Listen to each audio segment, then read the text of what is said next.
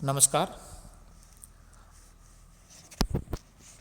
आज हम राजस्थान में रेल परिवहन और उससे संबंधित समस्याओं का अध्ययन करेंगे।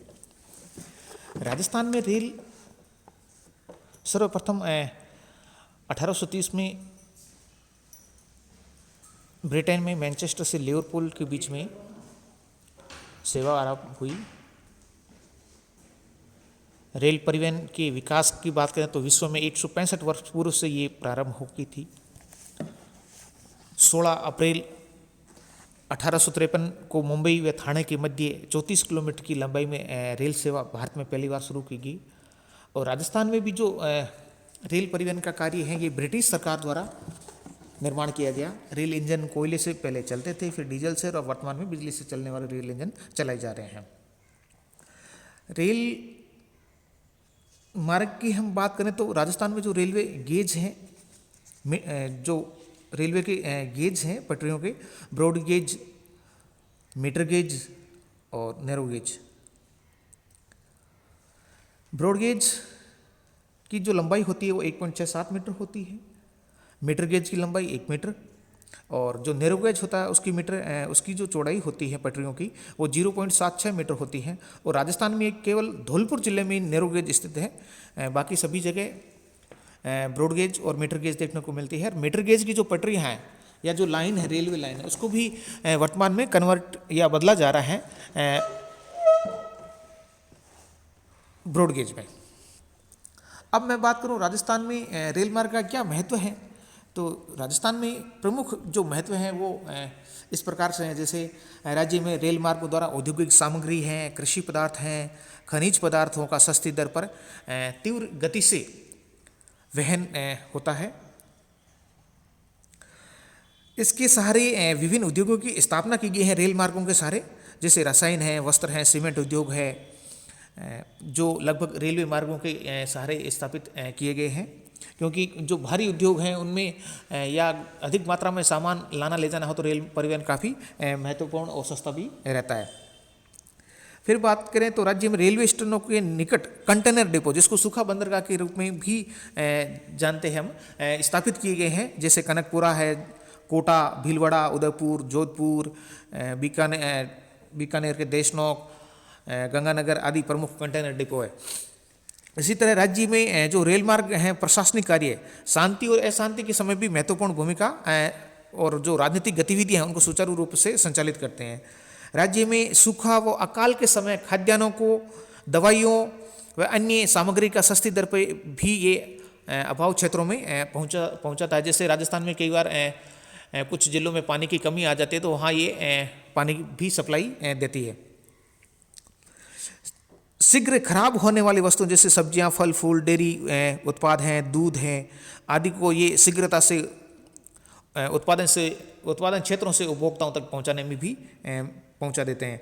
इसी तरह व्यापारिक नगर हैं, औद्योगिक नगर हैं, प्रशासनिक राजधानियां हैं, प्रमुख नगर हैं को आपस में जोड़ने का भी जो प्रभावी साधन है वो रेल मार्ग है। राज्य में जो पूर्वी मैदान हैं और पश्चिमी प्रदेश है, जो रेगिस्तानी प्रदेश है, के बीच में व्यापारिक जो गतिविधियां उनका संचालन रेल मार्ग द्वारा ही लगभग मुख्य रूप से होता है। आर्थिक क्रियाओं की स्थापना की, सामाजिक कार्य, सांस्कृतिक गतिविधियां, त्यौहार, उत्सव, तीज, मेले आदि के समय भी जो रेल मार्ग है वो प्रमुख साधन के रूप में कार्य करता है। रेल मार्ग में हम और देखें तो राज्य को जो प्रादेशिक असंतुलन है, कहीं पे रेगिस्तान है, कहीं पे पठार हैं, कहीं पे पहाड़ियाँ हैं, कहीं पे अरावली की पहाड़ियाँ हैं, कुछ मैदान हैं, तो इनका जो प्रादेशिक असंतुलन है इसको भी कम करने में महत्वपूर्ण भूमिका निभाती है। इस तरह रेल मार्ग का अपना आप में एक महत्वपूर्ण स्थान है। अब हम इसके देखते हैं क्या उद्देश्य जो हैं इस प्रदेश में विशेष तौर से लाभदायक हो सकते हैं। तो जो भारी और वृहद आकार के जो माल होते हैं इनको लंबी दूरी तक प्राप्त और सस्ती दर पर ये तेज़ गति से ले जा सकता है। यात्रियों को शीघ्र, सुरक्षित, आरामदायक और बड़ी संख्या में परिवहन की सुविधाएं भी ये रेल मार्ग राज्य के लोगों को प्रदान करता है। सुरक्षा है, सैनिक हैं, गतिविधियां हैं, रसद सामग्री हैं, आयुध सामग्री हैं को भी तेज़ गति से आवश्यक क्षेत्रों पर ये पहुंचाता है। क्योंकि राजस्थान का काफ़ी बड़ा भूभाग है और काफ़ी कुछ भाग हैं जो सीमावर्ती क्षेत्रों के इलाकों से संबंधित हैं। इसी तरह सूखा, अकाल तथा अन्य प्राकृतिक आपदाओं के समय पीड़ित क्षेत्रों में खाद्यान्न है, दवाइयाँ हैं, पानी है, अन्य सामग्री भी ये पहुँचाने में सहायक हैं। फिर जो प्रसिद्ध जो पर्यटन स्थल है, राजधानियाँ हैं, औद्योगिक क्षेत्र हैं, व्यापारिक केंद्र हैं, इनको भी आपस में जोड़ने का तथा आयात निर्यात की ये सुविधाएं प्रदान करता है। कृषि उत्पादन क्षेत्रों को कृषि मंडियां, बाजार व उपभोक्ता केंद्रों से अपने आप में जोड़ता है। इसी तरह इसमें हम और देखें तो उपजाऊ और सघन आबाद क्षेत्रों में जो आर्थिक, सामाजिक और सांस्कृतिक गतिविधियां हैं, इनको भी ये रेल मार्ग अपना आप में जोड़े रखता है और इनकी गतिविधियों को संचालित करता रहता है। सबसे बड़ी बात ये, व्यापारिक और गैर व्यापारिक कार्यों, धार्मिक कार्य, यात्राओं और प्रशासनिक कार्यों में भी रेल मार्ग महत्वपूर्ण सहायता प्रदान करता है। राज्य में शांति और एकता बनाए रखने में भी इसकी महत्वपूर्ण भूमिका है। प्रादेशिक नियोजन और क्षेत्रीय आर्थिक संतुलन के विकास में भी इसका महत्वपूर्ण स्थान है। इस तरह रेल मार्ग अपना आप में इसका राजस्थान में बहुत बड़ा उद्देश्य है जो इसको बनाए रखता है। फिर मैं बात करूं राजस्थान में जो रेल मार्ग को प्रभावित करने वाले कारक हैं, तो इनमें कुछ प्रमुख कारकों को मैंने जैसे लिया है। दो तरह के कारक मुख्य रूप से हम शामिल करते हैं। एक भौतिक कारक होते हैं, दशाएं हैं, दूसरी जो मानवीय दशाएं हैं। भौतिक दशाओं में जैसे भूमि का धरातल होता है, जैसे राजस्थान में जो धरातल है वो उबड़ खाबड़ है, रेगिस्तान भी है, अरावली की पहाड़ियाँ भी हैं, पठार भी हैं, मैदान भी हैं। जलवायु की दशाएं हैं, मरुस्थलीय दशाएं हैं, खनिजों की उपलब्धि है, मिट्टी का उपजाऊपन है, नदियाँ और नाले हैं, जलापूर्ति है, धरातल का ढाल है, बदलती पर्यावरणीय दशाएं हैं, शक्ति और ऊर्जा संसाधन है। अन्य भी बहुत सारे ऐसे महत्वपूर्ण कारक हैं जो राजस्थान में भौतिक दशाएं हैं जो रेल मार्ग को अपना आप में प्रभावित करती हैं।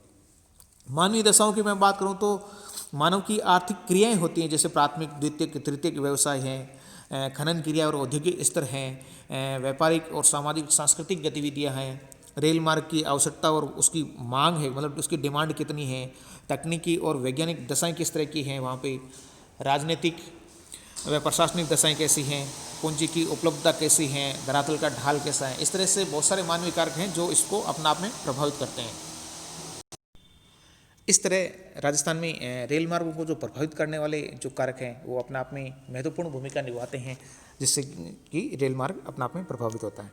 अब मैं बात करता हूँ राजस्थान में जो रेल मार्ग से संबंधित समस्याएं हैं वो किस तरह की हैं। तो राजस्थान में कई तरह की रेल मार्ग से संबंधित समस्याएं हैं। सबसे पहले जैसे हैं धरातलीय विषमता संबंधी समस्याएं।